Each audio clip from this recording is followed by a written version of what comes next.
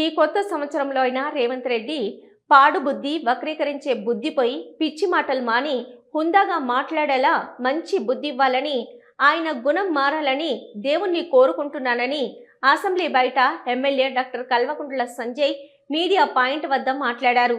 ఆయనతో పాటు MLA KP Vivekanand కూడా మాట్లాడారు.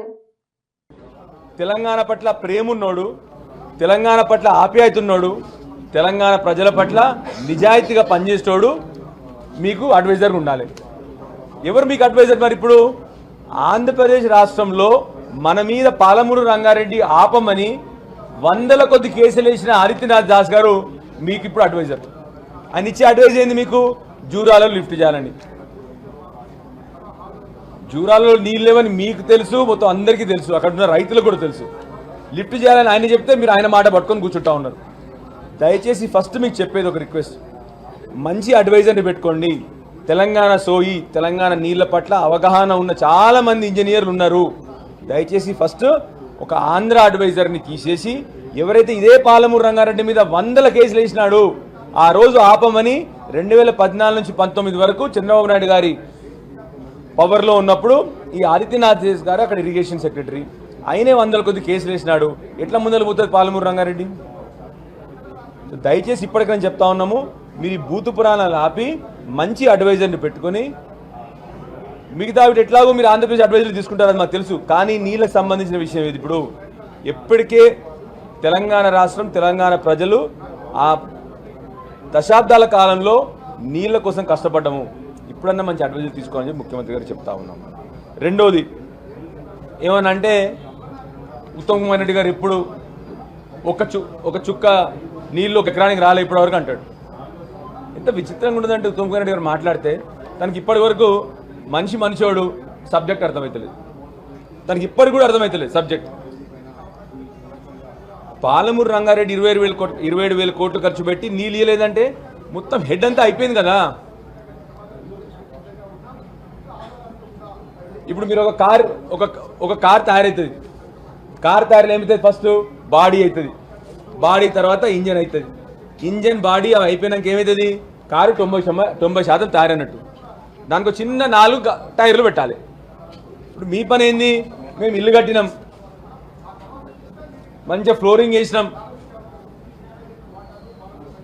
వైరింగ్ కాలే, వైరింగ్ చేస్తే ఇల్లు అయిపోయింది. బలహీన వర్గాలకు సంబంధించి కాంగ్రెస్ పార్టీ సామాజిక న్యాయానికి కట్టుబడి ఉంది. 13 కార్పొరేషన్లకు తోడు మరో 8 కార్పొరేషన్లు, ఒక ఈబీసీ బోర్డు ఏర్పాటు చేశామని తెలిపారు మంత్రి పొన్నం ప్రభాకర్ గౌడ్. సామాజికంగా బలహీన వర్గాలకు సంబంధించిన సంక్షేమం గురించి కూడా కన్సర్న్ ఉంది అని చెప్తే ముందుగా, ఎందుకంటే 10 సంవత్సరాలు ఎప్పుడు చూడలేదు, ఇప్పుడు అడుగుతా ఉన్నారు. తప్పకుండా గతంలో 8 అంటున్నారు, 13 కుల సంఘాలు కార్పొరేషన్స్ ఉండి దాని తదుపరి 8 కార్పొరేషన్తో పాటుగా ఒక ఈబీసీ దానికి సంబంధించినటువంటి బోర్డును ఏర్పాటు చేసాం అధ్యక్ష. ఇవి తప్పకుండా వాళ్ళు స్థలాలు కేటాయించిన మాట వాస్తవమే, కానీ స్థలాలను అభివృద్ధి చేసుకోవడానికి కూడా కోట్లాది రూపాయలు అవసరమయ్యేటువంటి పరిస్థితి స్థలాలు ఉన్నాయి. నెంబర్ 1 అయినప్పటికీ వాటిని ఆ స్థలాల కేటాయింపు పట్ల వెల్కమ్ చేస్తూనే గత ప్రభుత్వం డిసెంబర్ 2023 నాటికి 40,154 కోట్ల విలువైన బిల్లులను పెండింగ్ లో ఉంచిన విషయం శ్వేతపత్రం ద్వారా సభలో ప్రవేశపెట్టిన విషయం అందరికీ తెలిసిందే. ఇందులో ఉద్యోగస్తులకు సంబంధించిన బిల్లులు, పెన్షనరీ బెనిఫిట్స్ ను చెల్లిస్తున్నట్లుగా ఉప ముఖ్యమంత్రి భట్టి విక్రమార్క మల్లు తెలిపారు. గత ప్రభుత్వం డిసెంబర్ 2023 నాటికి 40,154 కోట్ల రూపాయలు వివిధ రకాల బిల్లులు పెండింగ్ పెట్టి ఈ ప్రభుత్వానికి అందించింది. అందులో ఉద్యోగులకు సంబంధించిన 4,575 కోట్లు కూడా ఉన్న విషయం మనందరూ తెలిసిందే. ఈ విషయాన్ని స్పష్టంగా శ్వేతపత్రం ద్వారా ఆ రోజు సభలో కూడా పెట్టింది. ఇప్పటి వరకు పెన్షనరీ బెనిఫిట్స్ చెల్లింపు కోసం రాష్ట్ర ప్రభుత్వం 1,752 కోట్ల రూపాయలని చెల్లించాం. ఇంకా చెల్లించవలసిన బిల్లు సుమారు 6,244 కోట్లు ఉన్నాయి. వీటిని సాధ్యమైన త్వరగా ప్రాధాన్యత క్రమంలో చెల్లిస్తూ ముందుకు పోతా ఉంది. ఈ క్రమంలో చెల్లించడానికి ప్రతి నెల చెల్లించాల్సినటువంటి భారంతో పాటు అదనంగా గతంలో పెండింగ్ పెట్టిపోయినటువంటి బిల్లుల్ని ప్రతి నెల ఇబ్బంది లేకుండా in addition to the existing ఇచ్చే ప్రతి నెల ఇచ్చే దాంతో పాటు 700 కోట్ల రూపాయలు అదనంగా ఉద్యోగుల కోసం ప్రతి నెల రిలీజ్ చేసుకుంటూ పోతా ఉన్నాం. This is what the government has taken so seriously about the employees and their problems. వారు చెప్పిన ఈఎంఐస్ ప్రాబ్లమ్స్ కూడా 14, 15 తారీఖులకి 16, 17 తారీఖులకి జీతాలు ఇస్తా ఉన్నటువంటి క్రమంలో ఇతర దేశాల్లో చదువుకున్నటువంటి విద్యార్థులకు సంబంధించి ఈఎంఐ కట్టాల్సినప్పుడు వీళ్ళు కట్టలేక అది బ్యాడ్ అకౌంట్ అయిపోయి ఆ డ్యూస్ పెరిగిపోయి ఆ క్రెడిట్ కార్డుని వ్యాలిడ్ చేయకుండా వదిలేయటం వల్ల వాళ్ళు ఆడ కట్టలేక వాళ్ళు రోడ్డు మీద ఇబ్బంది పడతా ఉన్నారు. ఇక్కడ కార్ లోన్ కానీ ఇళ్ల లోన్ కానీ లేకపోతే ఇతర హోమ్ లోన్స్ తీసుకుంటే మొదటి వారంలో కట్టాల్సిన ఈఎంఐలు కట్టకపోవటం వల్ల అది బ్యాడ్ అకౌంట్గా మారిపోయి దాని రేట్ ఆఫ్ ఇంట్రెస్ట్ పెరుగుతూ ఉంది. తర్వాత కొన్ని చోట్ల అయితే అది క్యాన్సిల్ కూడా చేసి వాళ్ళ మీద భారం కూడా ఇస్తూ ఉన్నారు. అప్పుడు తప్పనిసరి పరిస్థితుల్లో బయటికి పోయి మనీ లెండర్స్ ఏర్పై అదనపు వడ్డీతో డబ్బులు తీసుకొచ్చి ఆ ఈఎంఐలు కట్టాల్సిన పరిస్థితి ఏర్పడింది.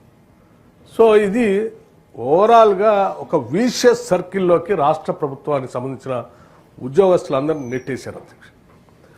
ఆ విషియస్ సర్కిల్లో నుంచి బయటపడేయటం కోసం మేము రాగానే ముందుగా ఆలోచన చేసి వీళ్ళందరికీ టెన్షన్గా జీతాలు ఇవ్వకపోతే ఈ సమస్యలన్నీ ఉత్పన్నమై అంతిమంగా అన్రెస్ట్గా దారితీస్తుంది.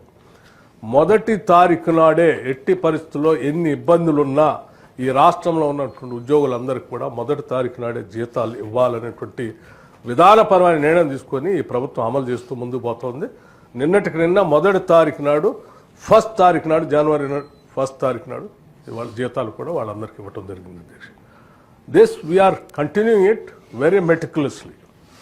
ఒక్కరోజు కూడా ఆలస్యం చేయకుండా ఫస్ట్ నాడే ఇస్తున్నాం అధ్యక్ష. అసెంబ్లీ సమావేశంలో ఖైరతాబాద్ ఎమ్మెల్యే దానం నాగేందర్ మాట్లాడారు.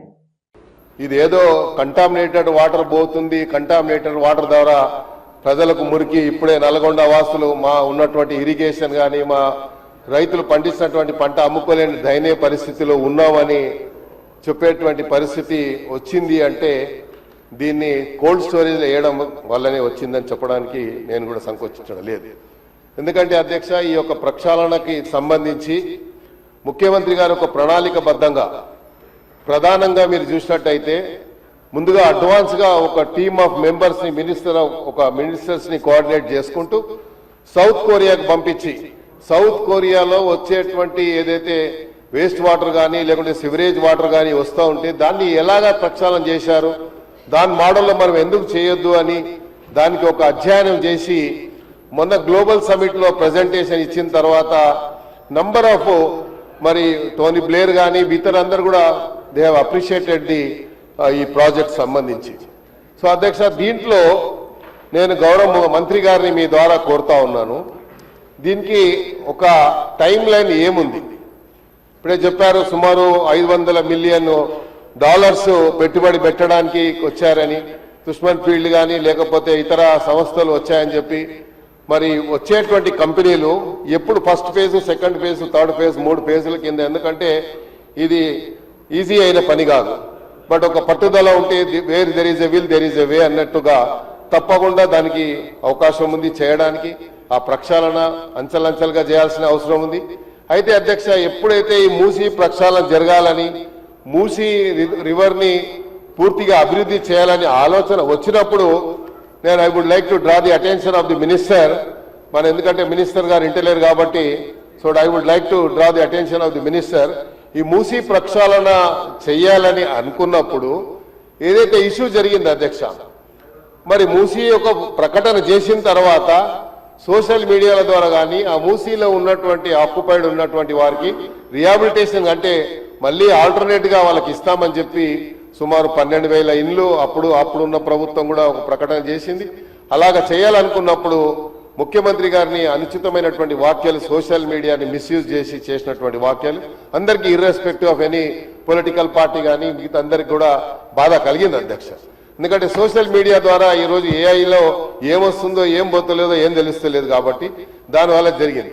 అయితే I would like to request the minister through you sir, minister గారు దయచేసి వాళ్ళకి ఇమీడియట్ గా మనం, ఎందుకంటే ఇది మంచి ప్రాజెక్టు, మన గ్లోబల్ సమిట్ జరిగిన తర్వాత ఇన్ని పెట్టుబడులు వచ్చిన తర్వాత హైదరాబాద్ సిటీ ఒక fastest growing city in the country.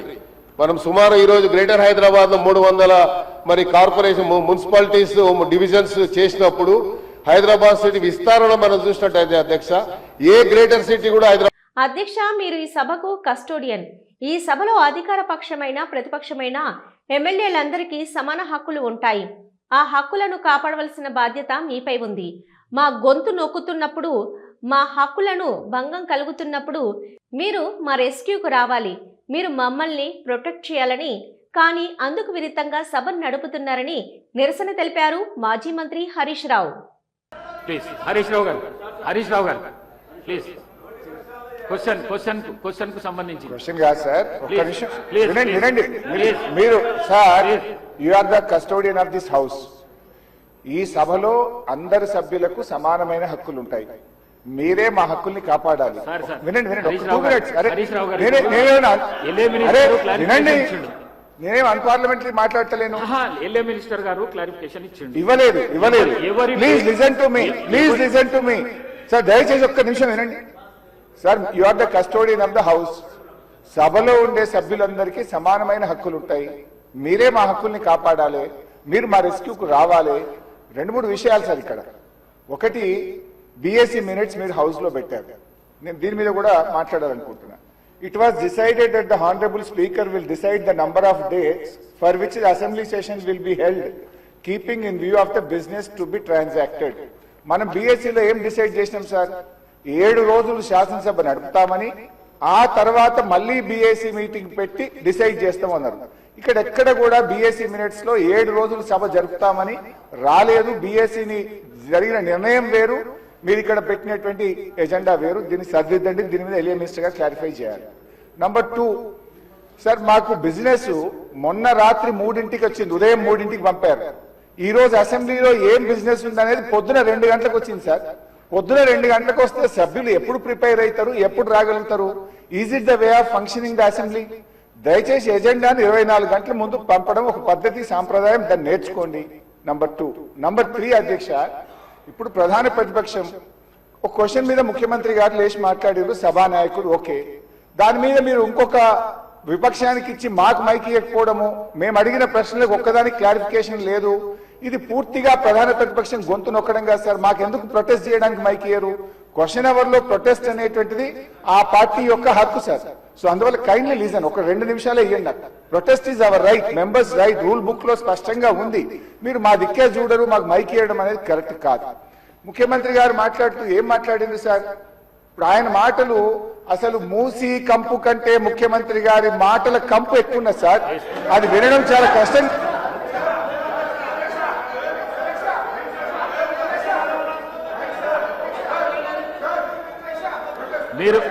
మీరు క్వశ్చన్ కు సంబంధించి మాట్లాడుతా అంటే మీకు మైక్ ఇస్తాను.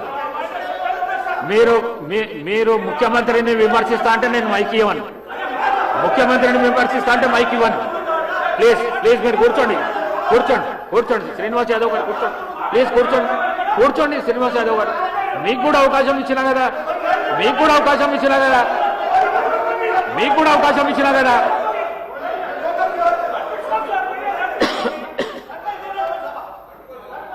సార్, ముఖ్యమంత్రి అడ్డగోలు మాట్లాడితే మీరు ఆపరా?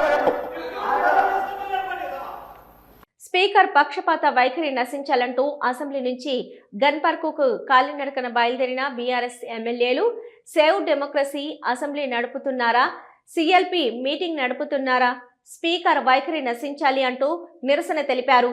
ఈ సందర్భంగా మాజీ మంత్రి హరీష్ రావు మాట్లాడారు.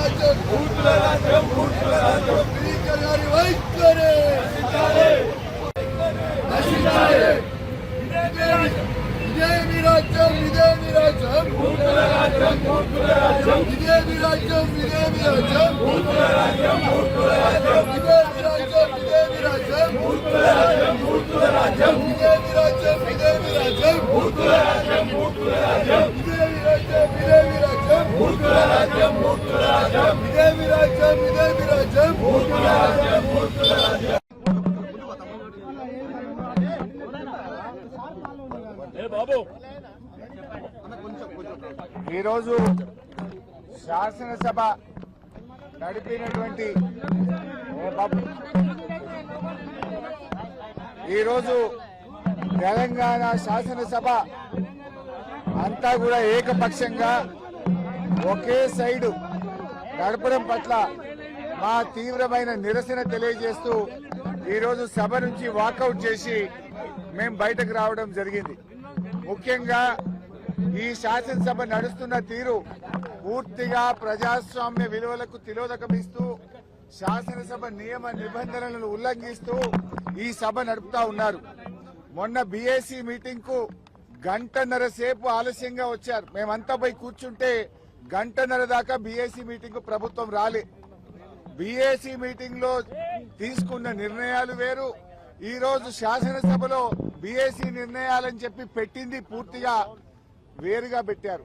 బీఏసీలో 7 రోజులు అసెంబ్లీ నడుపుతామని, తర్వాత మళ్లీ బీఏసీ పెట్టి ఎన్ని రోజులు జరపాలో నిర్ణయిస్తామని బీఏసీలో నిర్ణయం జరిగింది. కానీ ఇలా బీఏసీ ఎజెండా ఏం చెప్పిన సభలో ఏం పెట్టారు, ఎన్ని రోజులు జరపాలన్నది స్పీకర్ గారి నిర్ణయానికి వదిలేసినాము అని. అంటే బీఏసీలో తీసుకున్న నిర్ణయాలను కూడా తప్పుదో పట్టిస్తూ సభను తప్పుదో పట్టించారు. ఇక సభ నడిపే తీరైతే పూర్తి అధ్వాన్నంగా ఉంది. ప్రధాన ప్రతిపక్షానికి మాట్లాడే అవకాశమే ఇవ్వడం లేదు. మూసీ మీద చర్చ జరిగినప్పుడు మేము కొన్ని ప్రశ్నలు సంధించాం. ఏ ఒక్క ప్రశ్నకు ప్రభుత్వం సమాధానం ఇవ్వలేదు. ముఖ్యమంత్రి గారు వచ్చి అడ్డగోలుగా గంటన్నర సేపు ప్రశ్నోత్తరాల సమయంలో మాట్లాడారు. మీరు మూసీ మీద అంత చర్చించాలనుకుంటే షార్ట్ డిస్కషన్ పెట్టండి, ఇంకో రోజు డిస్కషన్ పెట్టండి, ఎంతసేపు అయినా మాట్లాడదాం. కానీ ఇక్కడ 10 క్వశ్చన్లు ఉన్నాయి, క్వశ్చన్ అవర్ ఉంది, ఇది సభ్యుల హక్కు, ఇది ఎక్కడిది అంటే ఆయన నోటికి హద్దే లేదు. ముఖ్యమంత్రి గారు అసెంబ్లీని బూతులమయం చేశాడు. ఆయన ఎన్ని బూతులు మాట్లాడినా, ఎంత అడ్డగోలుగా మాట్లాడినా స్పీకర్ గారు ఆయనను ఆపే ప్రయత్నం చేయరు. ఇలా మేము ముఖ్యమంత్రి గారు మాట్లాడిన వ్యాఖ్యల మీద మేము ప్రొటెస్ట్ చేస్తాము, మా యొక్క సూచనలు ఇస్తాము అంటే అసలు మాకు మైకే ఇవ్వడు. మాకు మైక్ ఇవ్వకుండా ఇంకొక విపక్షానికి మైక్ ఇచ్చారు, సంతోషం. మరి ప్రధాన ప్రతిపక్షానికి మైక్ ఇయ్యారా?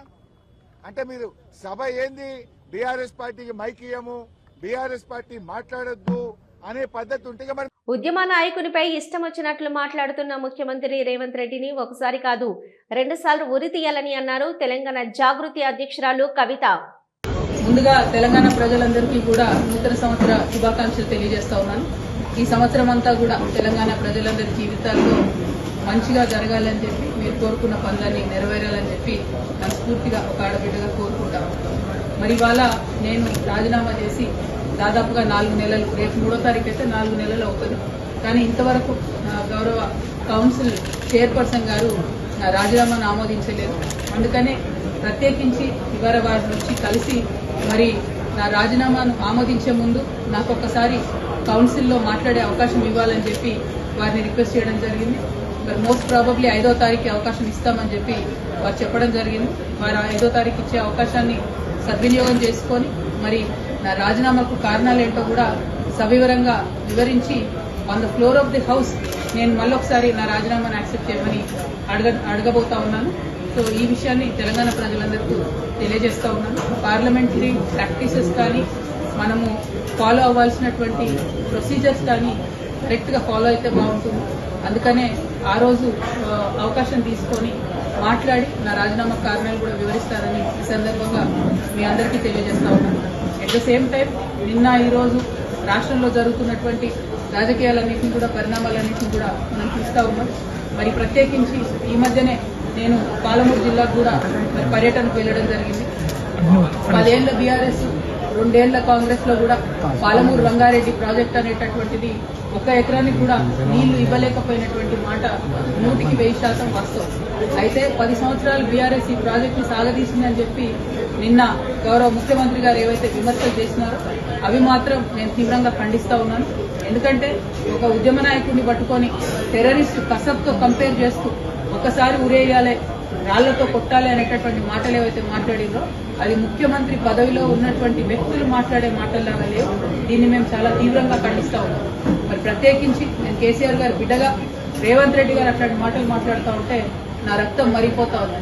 ఎందుకోసం అంటే చేసినటువంటి ఉద్యమం, చేసినటువంటి త్యాగం, వచ్చినటువంటి రాష్ట్రం డెఫినెట్ గా కేసీఆర్ గారి ఉద్యమ ఫలితమే. మరి వాళ్ళ అదే రాష్ట్రానికి ముఖ్యమంత్రి అయినటువంటి వ్యక్తి కేసీఆర్ గారి చిత్తశుద్ధిని శంకిస్తా ఉంటే నేను రిక్వెస్ట్ చేస్తా ఉన్నాను, కేసీఆర్ గారే డైరెక్ట్ గా హౌస్ కు వచ్చి మరి ఇటువంటి ఆరోపణలు చేసేటటువంటి వాళ్ళ నోర్లన్నీ మూతపడేలాగా చేయాలి. ఎందుకంటే సోర్స్ జూరాల నుంచి శ్రీశైలం ఎందుకు మార్చారు అనేది కేసీఆర్ గారికే బాగా తెలుసు.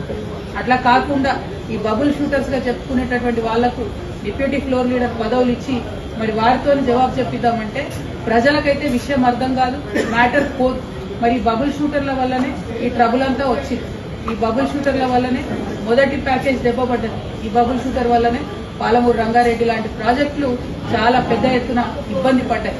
మళ్ళా వాళ్ళకే పెత్తనం ఇచ్చి, వాళ్ళకే డిప్యూటీ లీడర్లు ఇచ్చి మరి అసెంబ్లీకి కేసీఆర్ గారు రాకపోతే మాత్రం బీఆర్ఎస్ పార్టీని ఆ భగవంతుడు కూడా కాపాడలేడు.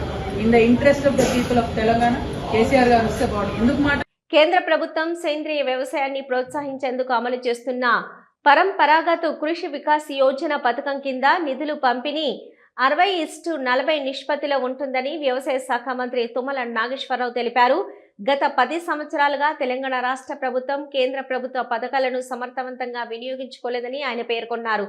ముఖ్యంగా ఈ సేంద్రియ వ్యవసాయం కేంద్ర ప్రభుత్వం పరంపరగతి కృషి వికాస్ యోజన అనే దాంట్లో సబ్ కాంటినెంట్ పెట్టారు అధ్యక్ష. అయితే 60-40% మీద పెట్టారు అధ్యక్ష. 60% కేంద్రం నిధులు ఇచ్చేటట్టుగా 40% మనం పెట్టుకోవాలన్నట్టుగా. దురదృష్టవశాత్తు ఆ 10 సంవత్సరాల్లో కేంద్ర ప్రభుత్వం యొక్క పథకాలు ఏవి కూడా తెలంగాణ ప్రభుత్వంలో అమలు జరగలేదు. దానివల్ల ఈ యొక్క కార్యక్రమం పక్క రాష్ట్రాల్లో జరిగినంత ఉధృతంగా జరగలేదు. వాళ్ళు ఆకాంక్షమైనటువంటి 2-3 జిల్లాలు ఏదైతే స్పెసిఫై చేశారో, ఆసిఫాబాద్, ఆదిలాబాద్, ఆ 2 జిల్లాల్లో కొంతవరకు మొదలు పెట్టారు. తర్వాత ఈ 60-40% లో మనం నిధులు ఇవ్వకపోవటం మూలన ఆ పథకం నిలిచిపోయింది. దాన్ని ఈ ప్రభుత్వం, రేవంత్ రెడ్డి గారి ప్రభుత్వం రివైవ్ చేసి ఈ రోజున వాళ్ళు ఇచ్చినటువంటి అమౌంట్ కి బీటుగా మనం కూడా రిలీజ్ చేసి ఈ సంవత్సరం నుంచి మొదలు పెడుతున్నాం అధ్యక్ష.